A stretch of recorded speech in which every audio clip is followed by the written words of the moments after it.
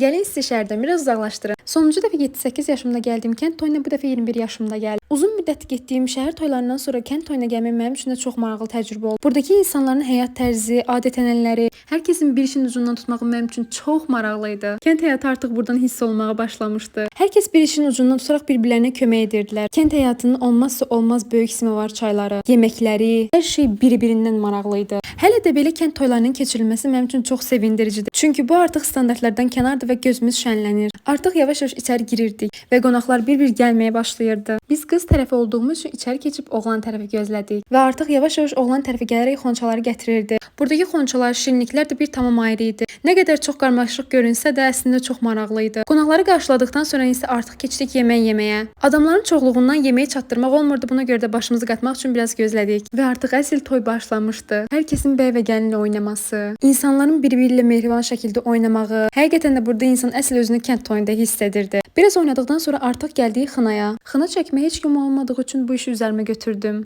Həqiqətən də birinci dəfə edirdim və məncə çox uğurlu alındı. Və bir anda gördüm ki, hər kəs toplaşdı ki, məni də et. Hər kəsi xına çəkdikdən sonra artıq saat çox gec olmuşdu və axşam gəlir. Artıq yavaş-yavaş hər kəs oynamağa başlayırdı və təbii ki, kənd toyunun olmazsa olmaz çiftləri. Məncə toyu maraqlı edən elə insanların özüdür. Hər kəsin əylənməsi və zövq alması bir ayrı cür maraqlı idi.